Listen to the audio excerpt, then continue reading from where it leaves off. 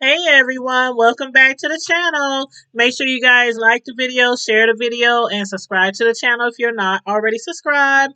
Please and thank you very much. Now, today we are going to be discussing another TV show review, and it is my newest favorite show. It is called Our Kind of People on Fox. It is season 1, episode 4, and it was titled Crabs in a Gold-Plated Barrel. Now, if you guys haven't checked out this new series, I do highly recommend it. Again, it's on Fox TV. It just started, so you're only 4 episodes behind. Matter of fact, the 5th episode came on last night, and we're going to review that tomorrow. But you're not really that far behind, so go ahead and check it out. Give it a watch. Watch a couple of episodes and let me know what you think about it. But for those of you who are already enjoying the show, please also let me know how you feel about this particular episode and the storylines, and make sure you put your comment down in the comment section. Now, the show had opened up with Angela still at the Still Bay State Prison, visiting her daughter's father. Nikki's father was noticeably upset that Angela had waited so long to want him to be a part of their daughter's life. 17 long years had passed with Nikki not even knowing if her father even existed. Nevertheless, since Nikki has been going through a lot, including getting into some trouble after her grandmother had died, Angela feels it is now time. Yet, even in this episode, it's still not clear why her father went to jail in the first place, nor why Angela made the decision to keep him a secret from her daughter. On top of that, trying to figure out the best way to merge Nikki's father into her life, Angela is trying not to get too distracted by the social media, or should we say the black social media, which they most likely were referring to the black Twitter. Y'all know Black Twitter can be extremely harsh at times, but distractions are not what she needs right now, with her trying to get ready and get prepared for her big grand opening. However, once Angela was back home from the prison, her flamboyant gay brother made a dramatic appearance, as well as almost immediately making sure that Angela knew that her name was all over Black social media. And I can see right now that I'm going to love me some Uncle Tizzy. I can see it already. He is such a character, such a character.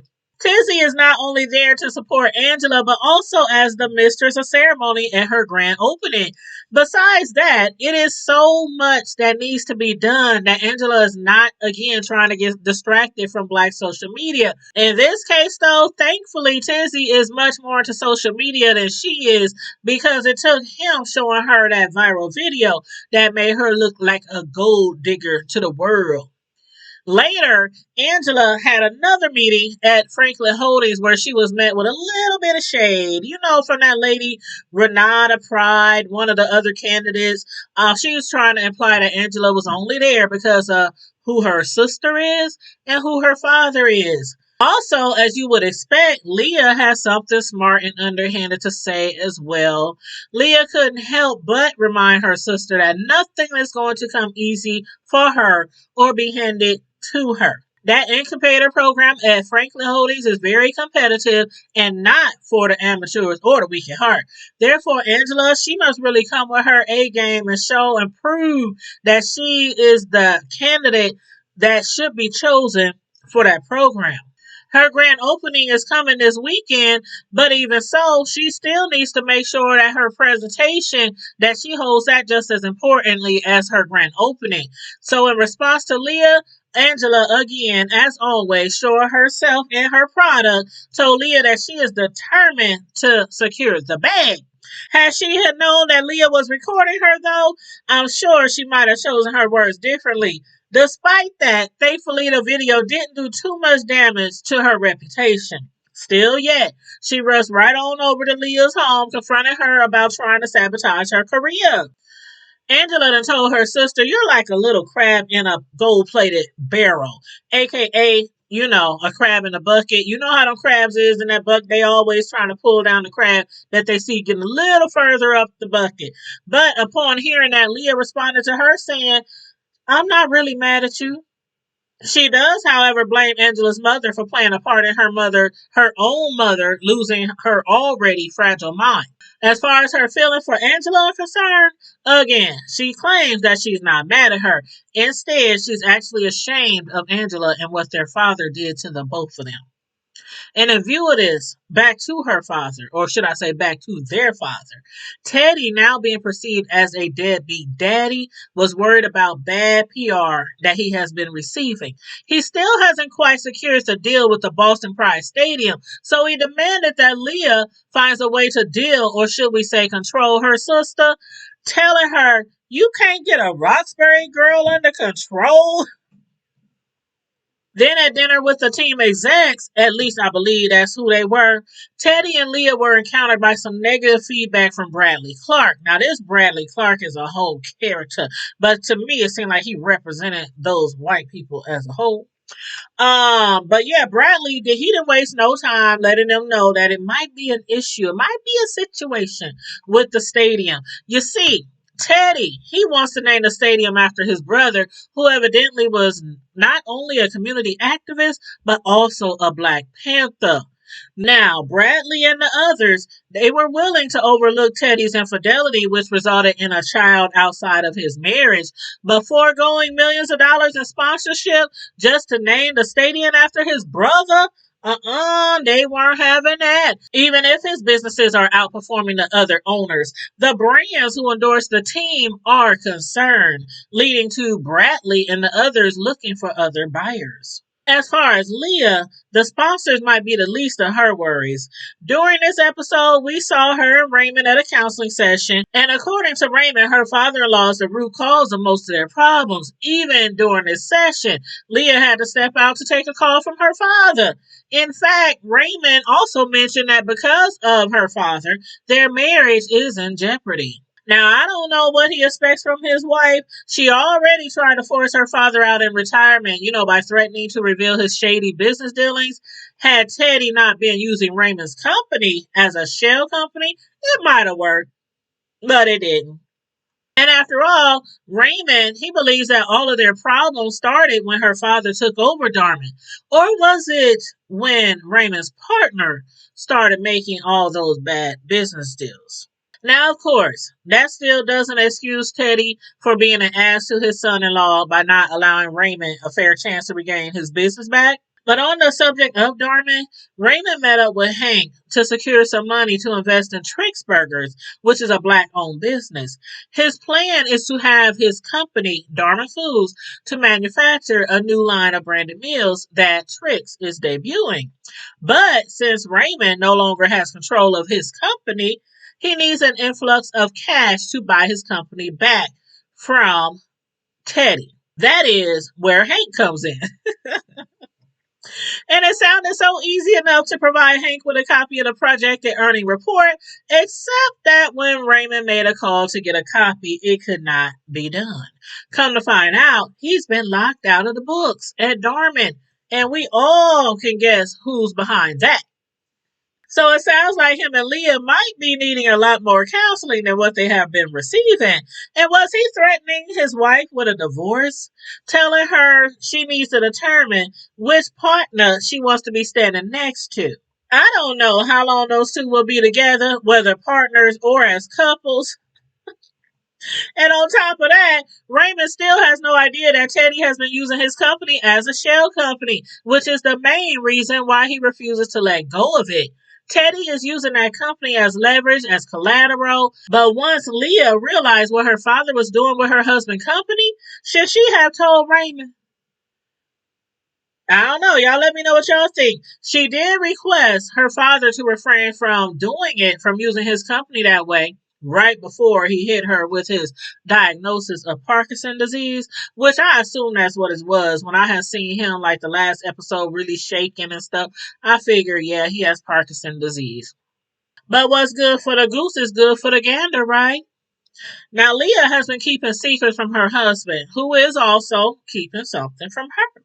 Raymond had met up with his ex-wife to have her find some dirt on Teddy because he just knows that his father-in-law is corrupt. So that's why he was really short on the phone with Leah, because he didn't want her to know that he was meeting up or hooking up with his ex. Now, is it just business? Or will it turn out to be business and a little pleasure? I'm not sure. I'm not sure if he's a really loyal husband. We don't know that yet. But moving right along.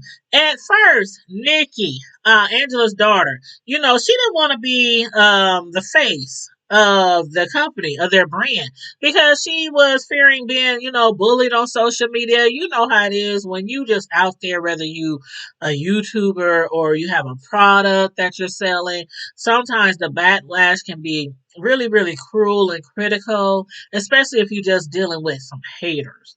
So she told her mother that she wasn't interested in being the face of the company anymore.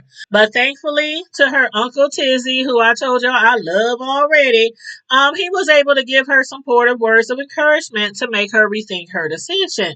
And following that, she announced herself as the face of Eve Crown at the grand opening because I think she was mainly just keeping her grandmother in mind. She's like, okay, if I have to deal with criticism sometime, a little bullying sometime, she does want to help keep her grandmother's name alive. So she chosen to step in her grandmother's shoes to continue the Vaughn women legacy. Angela, of course, was ecstatic. She was excited to hear that and to see everybody genuinely enjoying themselves at her grand opening party. Even her sister Leah and her niece Lauren was dancing and partying up. I was surprised myself. I was like, it's because I just knew that Leah might have had something to say when she saw all those gay people come dancing in there, strutting in there with their big hair, big makeup. And I didn't know if they were transgenders or if they were just cross dressers, just dressing up in costume or not. But I still was surprised that Leah didn't have something negative to say about that. But yeah, her and her daughter Lauren, they was partying up, they was having a good time. But what did y'all think about the scene with Tyreek? Earlier in the show, when he was working on Angela's house, she had told him that she didn't want him to get mixed up all in her family issues. And already pretty sure that she's a solid woman, he still had to ask her, was there something that she wants from the Franklins? Since that is what everyone has been assuming all along. But he was going to honor her wishes, by giving her all the space she needs. He didn't want to, but he was still going to honor her wishes. But then, after telling her that, he decided to show up at the party to give her a gift. And I took that as if he probably would have not felt right not to show up to support her, being that they have been really hanging out and going out on dates, and they both really, really like each other. Plus, he also wanted to tell her that he is still very much interested in being with her. He knows that she wanted some space, but he don't want no space. As a matter of fact, this episode, Tyreek, who had mentioned to her father before that he thinks Angela is a truly good person, he removed the security cameras that he had installed, for her father to spy on her. And the excuse he made for removing them was that there was a recall on that particular brand. But from doing that, I hope that he doesn't suffer any severe consequences from Teddy or from Leah. Because earlier in the show, while playing tennis with Leah, she implied that he does not want to make their family question his loyalty. So I don't know what he might face from removing the cameras to spy on her, but for now, she feels the same way that he does. Angela, who had before told him that she needed some space, suddenly has made enough room for him. And while they were sharing a kiss outside, her daughter Nikki and Taylor was also sharing a kiss at the party. It seems to me as if Taylor just might be confused about who she wants to be with, though. Because earlier when she was at Nikki's house, they almost shared a kiss then as well, if it wasn't for them being interrupted by Lauren interrupting them. Lauren saw it too. She saw enough to know that there was some chemistry between Nikki and Taylor. So was that why she changed her mind? Was that the reason behind that? Her now wanting to go public with their relationship, make it official, come out the closet? Or is it too late? Because again, I think Taylor is confused. She did tell Lauren that if they were to be together, then she would have to be a lot nicer, like Nikki. That right there is not a good sign.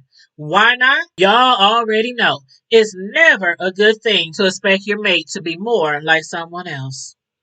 Can I get an amen? But that is all I got from this episode. Again, we are on season 1, episode 4 of Our Kind of People, and the title of the show was Crabs in a Gold-Plated Barrel. And make sure you guys again like the video, share the video, subscribe to the channel if you're not already subscribed. Please and thank you very much.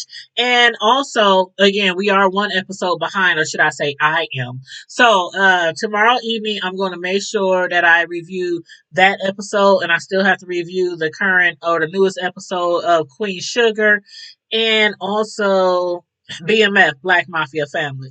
So if y'all aren't caught up either, please get caught up so you can review those episodes with me. And on that note, everybody, as usual, stay safe, be blessed, remain vigilant at all times, and not only look after yourself, but look on someone else. Bye.